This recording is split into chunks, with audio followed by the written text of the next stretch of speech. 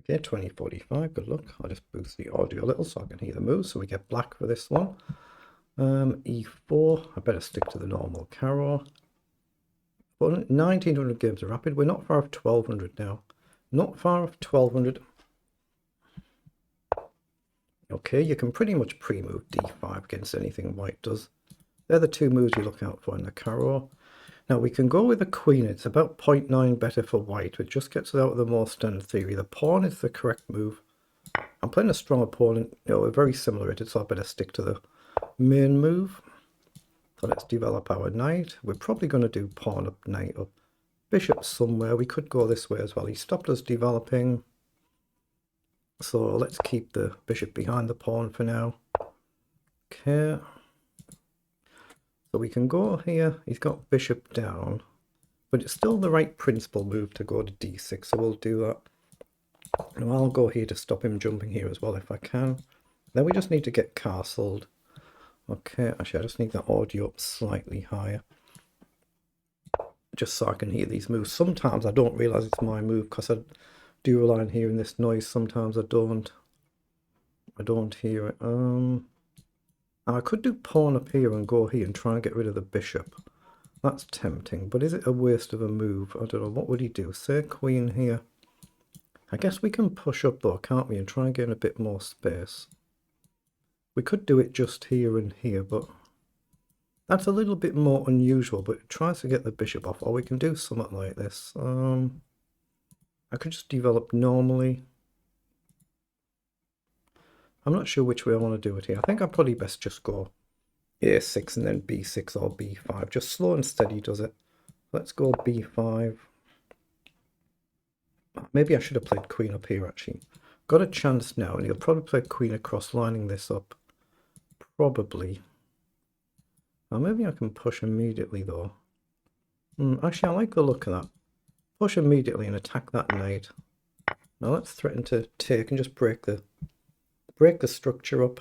But I need to do something about a potential sack here. Maybe I might have to push the pawn, and if he lines up this sacrifice, just push the pawn.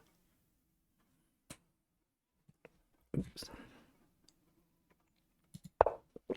Okay, he's moved out the way, so he's happy for this trade. It gives us an outer pawn. It's very difficult to keep it, but it breaks the symmetry up and breaks the structure up. So I'm going to be silly and take it. Now, do we worry about keeping this? I'm not sure we should.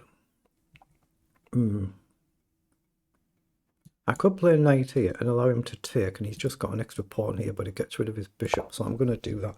Could be a fundamental mistake. I could have just pushed the pawn, but I'd love to get rid of this bishop. So I'm giving him a chance to take, trade everything off, and it simplifies it down with a pawn down. He chooses not to do that. So maybe we can just take. Well, I think we kind of have to take, don't we? We don't let the pawn marching on, which he might manage to do anywhere. But we can play knight here now, hit the bishop and jump into the centre, but he's still got the pawn push to come. So I'll just develop my bishop first, maybe get ready to trade it for knight. 2 knights against 2 bishops could be an interesting challenge. But he's still got the option if he wants to take here. He doesn't do it. So we've got bishop here or here. So if I go here and then he takes. If I take and he takes here. There's no knockout move, is there? I've got knight here to hit the bishop. It's a little bit risky, a little bit. I've got queen here. Yeah, I like the idea maybe just a simple queen up. Guard my bishop. It's dangerous protecting a piece with another piece, especially a heavy piece. There might be tactics in the air. So it's risky to do that, but it gets my queen developed now. I'm still debating whether to sack, give up the exchange, not sack, give up the exchange. 2 knights against 2 bishops, just accept this pawn is gone. But if he's really not going to take it, why not just push it on?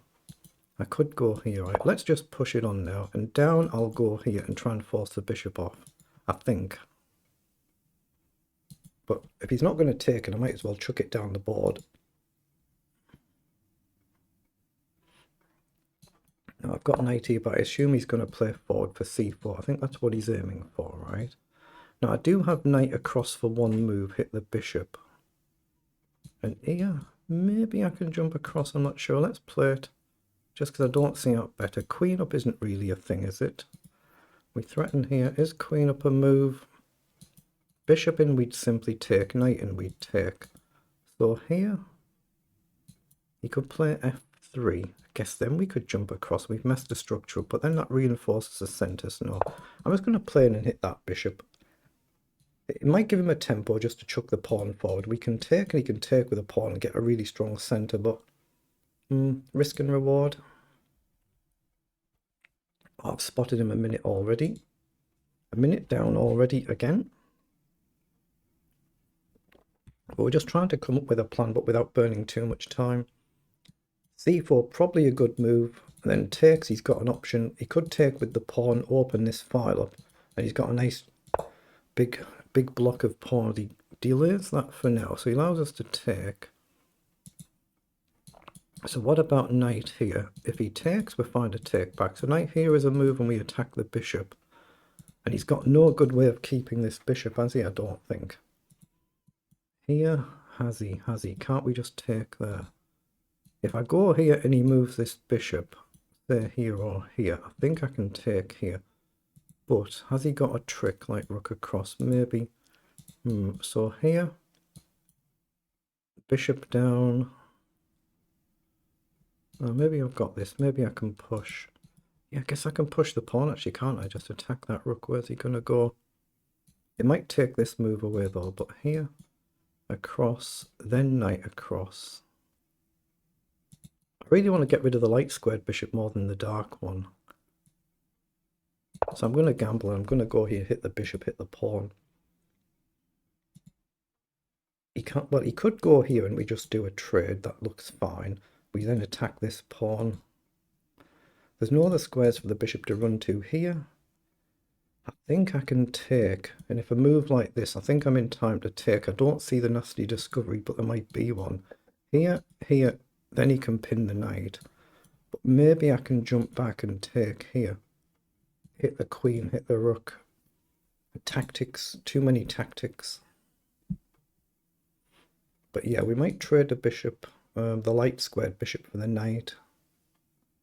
Then put the other knight maybe here. So I'm happy to trade this pawn, or I was happy to trade this pawn, but you can imagine he's eventually going to get protected past pawn. That'll be what he's going to be looking at. A nice chain. Not easy, not easy. Yeah, he's pushed up, allowed us to take. Okay, I guess we kind of need to take, don't we? There's no point having gone there otherwise. So do we do this? Bishop up isn't much. Queen up here is a move, and we threaten this checkmate. I guess he can go here. It restricts my bishop though. Here, I guess he just pushes. So there's nothing else, is there? Knight here is a very nice square. I've got queen here. Well, let's just move the knight, not burn too much time. I'm too far down on the clock. A minute down still on the clock. Here, he can just play f3. Maybe he can play knight to f3. But at some point when I push, that pawn is likely to be lost. So this is a problem. That's a bit of a problem. Maybe rook across. He's played knight back. What's the idea there? So now if I go here, I guess he's got to play f3, right? That should be all right for us. It just means we're wasting a move. But I could go here and trade the bishop for the knight. So I've got an option to go here and trade, get rid of this, but let's go here first, create this threat and try and provoke f3. Then maybe we've got knight across, hit the bishop. I'll just chuck this pawn. We've got bishop here still if we want to trade the bishop for the knight. Then rook across to gently pressure here, but once he goes here he's solid. That pawn is really solid. So he's gone f3 indeed. So I've got knight across, I can hit the bishop, hit the pawn. But no other immediate threat is there. And here he just simply drops back. So let's move the rook across and pressure this pawn. Just gentle pressure from a distance. I'm trying to debate now though, is it worth trading my bishop for this knight? That's a really solid defense now. That knight could be really dangerous later on. It might be worth giving up my bishop to try and get rid of that knight. Okay, so I've still got the option to go here. The knight's not got many good squares to run to. Maybe it's got some, but not many. Ah, I've got knight here now, man. Actually, he can't drop the bishop back here. He can go for a sacrifice, though, can't he? So let's push that pawn just so he doesn't sack. Now he's gone back. So here he's going to go here. But knight in, there's a triple attack.